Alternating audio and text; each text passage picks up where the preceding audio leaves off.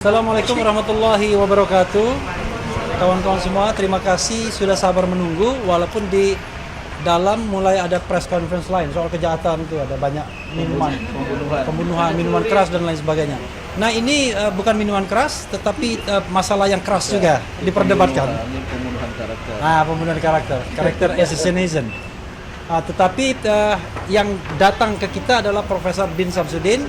Kawan-kawan sudah tahu beliau selain seorang guru besar, juga pernah menjabat sebagai Ketua Umum PP Muhammadiyah, pimpinan pusat Muhammadiyah, dan MUI, Majelis Ulama Indonesia. Datang khusus, wabil khusus untuk Dr. Tifa, tetapi mudah-mudahan juga nyerempet-nyerempet ada Roy dan Rismond. Apa yang disampaikan beliau? Tadi beliau berjanji akan menyampaikannya setelah pemeriksaan. Dan beliau tidak tanggung-tanggung didampingi oleh LBH Muhammadiyah. Masya Allah. Ya. Jadi selama proses pemeriksaan, dan memang LBH Muhammadiyah khusus untuk Dr. Tifa itu memang melakukan asistensi juga. Jadi ada beberapa lawyer dari LBH Muhammadiyah yang mengasistensi Dr. Tifa dalam konteks ini. Karena konon Dr. Tifa juga anak didik Muhammadiyah, alumni dari Muhammadiyah yang pernah bernyanyi dan lumayan lah suaranya, agak bagus sedikit. Oke, the one dan the only Profesor Din Samsudin. Silakan. Saya pegangkan bukunya. Mau ditunjukkan. Bismillahirrahmanirrahim. Saya datang dengan penuh kesadaran untuk menjadi ahli dalam kasus pentersangkaan Dr. Tifauzia Tiasuma, baik karena dia adalah anak didik Muhammadiyah di SD Muhammadiyah 1 Yogyakarta, dan juga bersama saya di beberapa organisasi. Tapi lebih daripada itu, saya terdorong dan tergerak atas motivasi menegakkan kebenaran dan keadilan demi ketuhanan yang Maha Esa.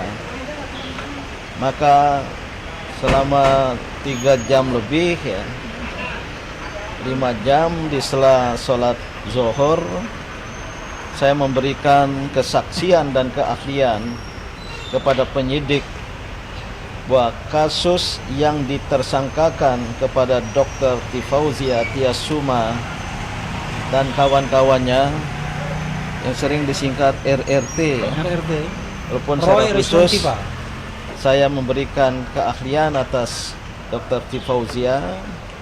Saya nyatakan bahwa ketersangkaan itu atau penersangkaan itu tidak sesuai dengan nilai-nilai etika, moral maupun hukum dan politik yang saya pahami.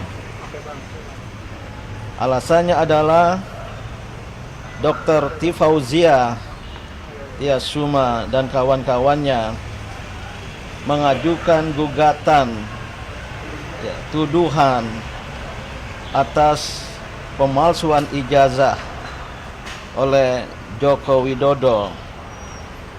Menurut pendapat saya, itu adalah hak konstitusional sebagai seorang warga negara yang dijamin oleh konstitusi, terutama pasal 28 tentang kebebasan berpendapat, dan juga merupakan komitmen moral serta tanggung jawab moral seorang akademisi, intelektual maupun cendekiawan untuk melakukan koreksi sosial, kontrol sosial, pengawasan sosial politik, apalagi mengenai seseorang yang menempati kedudukan tertinggi dalam kehidupan bernegara kita, yaitu sebagai presiden.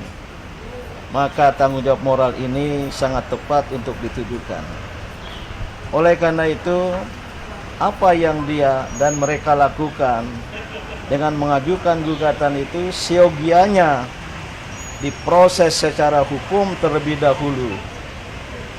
Kalau seandainya tuduhan mereka benar, maka mereka tidak tepat untuk ditersangkakan sebagaimana disebut dalam pasal dalam tajuk kasus ini adalah pencemaran nama baik, Fitnah. manipulasi data dokumen, fitnah dan penghasutan publik. Itu sungguh di luar logika hukum, etika dan moral yang saya pahami, terutama berdasarkan nilai-nilai agama Islam. Maka oleh karena itu menjadikan Dr. Tifauzia Tiasuma dan kawan-kawannya sebagai tersangka dalam kasus ini adalah bentuk kriminalisasi. Yang dalam bahasa agama adalah penzaliman yang sangat ditentang oleh agama. Seyogianya kasus ini dari awal diselesaikan secara berkeadilan, imparsial, transparan, ya, membuktikan betulkah atau tidak ijazah yang dipakai itu palsu. Itu saja. Itulah yang harus dilakukan terlebih dahulu. Maka keahlian saya menyatakan dari sudut politik, etika dan moral, penersangkaan terhadap Dr. Tifauzia Tiasuma dan kawan-kawannya itu adalah batal demi nilai-nilai etika, kebenaran dan keadilan. Itulah yang saya sampaikan tadi, dan saya dengan penuh keikhlasan, kesukarelaan dan kesadaran menjadi ahli dalam bidang ini, dan saya pertanggungjawabkan tidak hanya secara akademik tapi juga saya pertanggungjawabkan kehadirat Allah Subhanahu wa taala. Amin. Cukup. Terima kasih. Iya, terima kasih Pak Prof Din ya. Jadi strong pointnya dari sisi politik, etika, moral tidak pantas Dr. Tifa termasuk juga Roy dan Risman ditersangkakan. Apalagi oleh seorang mantan presiden yang 10 tahun berkuasa. Itu yang poin yang paling penting. Dan Prof Din ini adalah seorang ilmuwan, akademisi, dan dia paham betul kerja penelitian yang harusnya bebas dari kriminalisasi. Nah, mungkin Dr. Tifa ingin menyampaikan 1-2 buah kata-kata karena sepertinya Prof Din lebih khusus pada Dr. Tifa. Silakan. Assalamualaikum warahmatullahi wabarakatuh. Secara khusus saya menyampaikan terima kasih yang sebesar-besarnya kepada Abangda Profesor Din Syamsuddin yang telah berkenan untuk menjadi ahli saya pada hari ini, Kamis 12 Februari 2026. Mengapa saya memohon perkenan beliau, keikhlasan beliau untuk membantu saya dalam kasus ini? Karena Prof Din ini selain sebagai guru saya, ya, saya ini anak didik beliau. Saya juga membantu beliau dalam banyak organisasi. Kemudian juga beliau ini adalah kawan diskusi, mentor yang luar biasa bagi saya untuk menggenapi ilmu saya, terutama dalam sisi neuroscience, spiritual, behavior yang selama kurang lebih 10 tahun ini saya tekuni. Dan salah satu bukti dukungan beliau kepada saya adalah beliau ini menjadi pemberi pengantar dari buku kedua saya yang membahas tentang kajian penelitian saya tentang makanan berbasis Al-Quran. Tentu saja karena saya bukan orang yang menekuni Al-Quran, maka saya harus berguru kepada ilmuwan atau beliau yang memang mendalaminya. Jadi seperti itu adalah tradisi atau budaya ilmiah, ya. Seseorang bisa memberikan opini atau pendapat kalau memang yang bersangkutan itu memiliki ilmunya. Oleh karena itu maka pada kasus kajian ijazah palsu Joko Widodo ini, maka saya menggunakan ilmu saya, terutama dari sisi epidemiologi perilaku, neuroscience behavior. Di situ. Jadi saya tidak beranjak kepada ilmu digital forensik yang tidak saya kuasai. Saya tidak juga melakukan pengkajian telematika yang tidak saya kuasai, karena kedua hal ini pakarnya adalah Dr. Rismon Syanipar dan Dr. Roy Suryo. Jadi pada penelitian yang saya lakukan sejak tahun 2022, ketika spesimen ijazah dalam bentuk fotokopinya untuk pertama kalinya dimunculkan oleh institusi alma mater kami tercinta UGM.